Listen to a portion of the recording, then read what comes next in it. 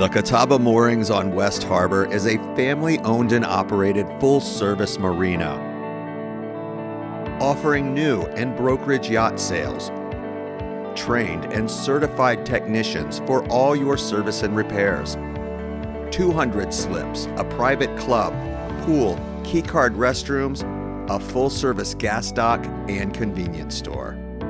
Easy, deep water access to Lake Erie, the islands, and area attractions. Stop by and see us or call today. The Catawba Moorings, destination fun.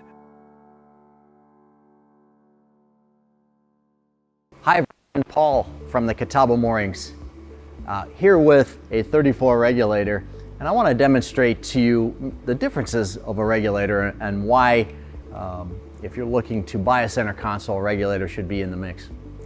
And that's a common question I get from a lot of my potential and from my customers as well. Why regulator? What's the difference? Well, there's a lot of things that we do which I call maybe the next level of our competition. We're going to start with the foundation. Lou Cadega, who is a very world-renowned naval architect, has designed every regulator we've ever built since the inception in 1987. So yeah, that's impressive, but why is that different? What makes that the next level? Well, the answer is his design is stellar, but it's also the same guy designs every boat. And why that's so good is that he could say in the last design, no, this was good, but I could polish this just a little better. And the next time he brings a new design out, it's just that much better than the last, and then they compound time after time after time. So our foundation's great. He's a steep degree of dead rise. So here you're looking at the bow of a 34. This is a 48 degree entry that tapers back to a 24 degree aft dead rise. So when you go through that wave, you know, it's like a knife through butter. The next thing is Carolina flare. We're a Carolina boat. You should expect nothing less. But you'll note when you look up, I mean, the flare, I'm standing under the flare and it's substantial. So imagine that you go buy a beach ball, you blow it up, and then you try to sink that beach ball. That beach ball is going to pop right back out of the water. And that's exactly what this flare does. It keeps you dry, but as much when you hit that big wave and you put the bow into it, it pops right back up just like that beach ball. So the next thing that I would say separates us from the competition, it comes back to Lou's design. So steep degree dead rise, as we talked about before, but this top lifting strake here is one of the big advantages that we have. As I run my finger back, you'll see it gets deeper and deeper, which means it gets wider and wider. So the farther back we go, he starts to invert this lifting strake. It inverts down 7 degrees. So what does that do for you? So this lifting strake lifts the boat out of the water and keeps it out of the water with speed. But a lot of our competitors, this will be a flat surface, so it shoots the water out.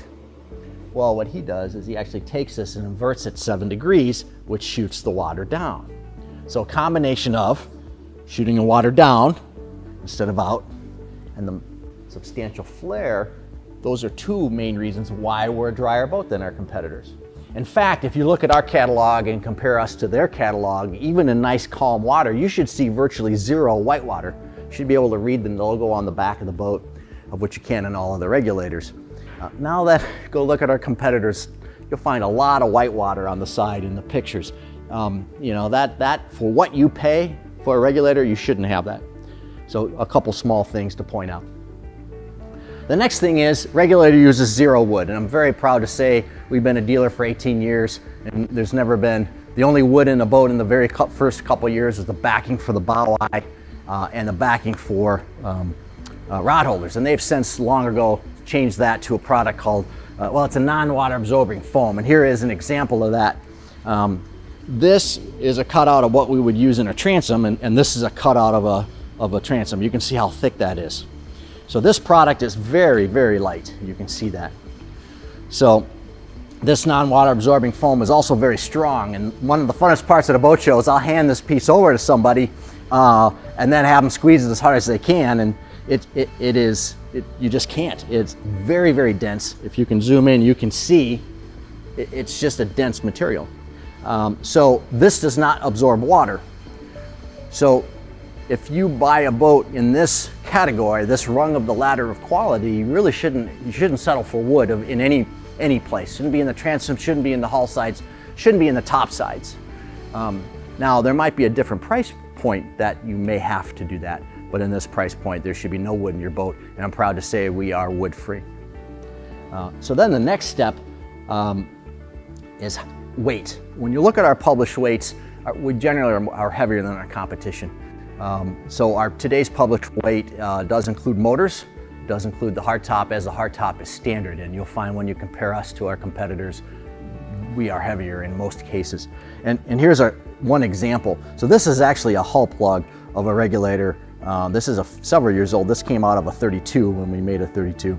I like this for several reasons. You can see how thick it is, and it's really like counting rings on a tree, layer upon layer upon layer of fiberglass.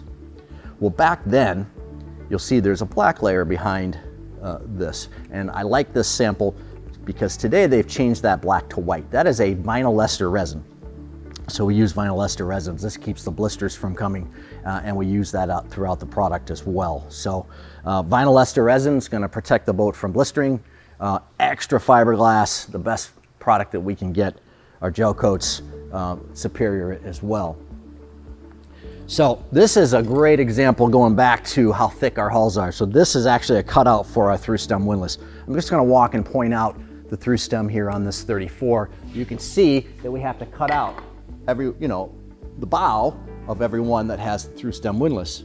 So what tends to be hard for me to do is to demonstrate how thick this is. Layer upon layer upon layer of fiberglass, and you can see it. But I like to show people, I'd rather have you hear it. If you've ever had an old coin from the 60s and then you drop it next to a coin of today, you can hear the difference. This is a great example, so just listen. I mean, you can tell there's a lot of fiberglass here, and that's throughout the boat. This is a crossover at the stem. They cross hull sides from port to starboard. They cross over and run all the way down the center beam. So then, before they pull the hull out of the mold, we make a molded stringer and bulkhead system. We call it the grillage system. And it is solid fiberglass, but it's hollow in the middle. So it kind of in profile would be like a U with a little bit of tab or a wing on the sides. So once we pop that out of the mold, we actually bond the tab, and we come down and we bond that right into the hull. That's step one. Step two, we'll go through and fiberglass tab that stringer in place. And then step number three, with the void, we'll drill holes and fill non-water absorbing foam there. So our stringer system, our rib cage of our boat, is held in place 3 different ways. I think that's something else that will separate us from our competition. So if your foundation is in properly, or in this case, overkill, but that's why you can take this boat through such rough water and it doesn't shake, it doesn't shudder, it doesn't twist, it doesn't yaw. It's so solid when you hit that big wave. Extra fiberglass, put in the proper way. So we've bonded our stringers to our hull, and then as we bring the hull top sides and the inner liner together, we do that at the rub rail. So we're coming back here. The rub rail is then bolted, glued and screwed. The hull top sides and inner liner are bolted and glued and screwed together, and there's a screw at least every 6 inches holding all those 3 together. So we've bonded our stringers to our hull, we've bonded our sides to our liners, to our tops, and by doing so, we've really created one piece at the end of the day. And that, again, is another reason why you hit that wave and it doesn't shudder, it doesn't twist, it doesn't yaw, and it's what makes a regulator a regulator. Again, great foundation with our naval architecture, our balance, our design, and I'm going to take you to the back of the boat, show you one of our secrets that separates us from the competition. It really doesn't separate. Everyone kind of does this in most cases. But this is, again, a 34 regulator. It's roughly a little over 34 feet long to the back of the boat. And if you look underneath, this has a approximately 3 foot bolt-on Armstrong aluminum bracket. And you hear, it's hollow. So hollow, in this case, equals buoyancy. So when you bring, this boat comes up on plane, the rear end goes down just like every boat, so it's going to go like so.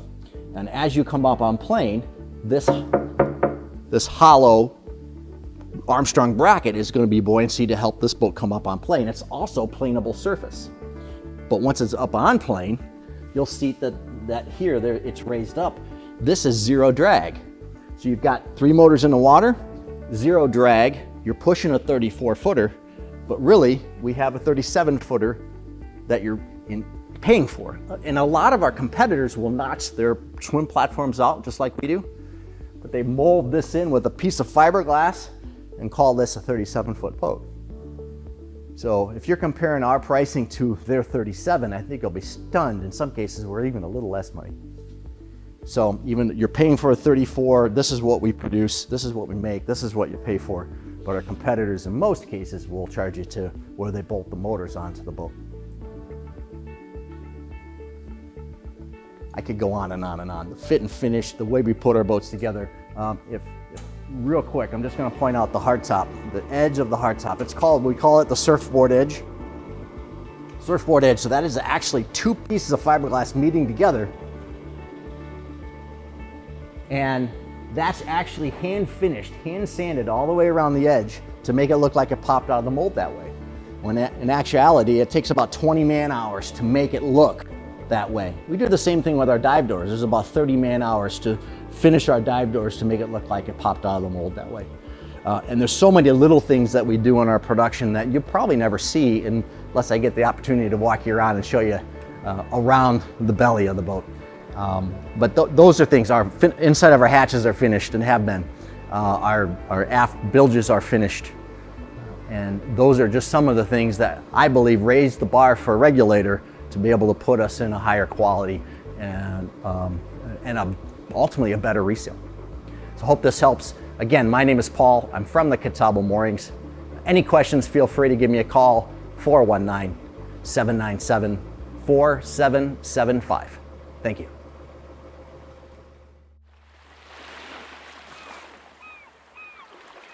To make an appointment to see this listing or learn more about the Catawba Moorings, contact us at 419-797-4775 or visit us online at catawbamoorings.com.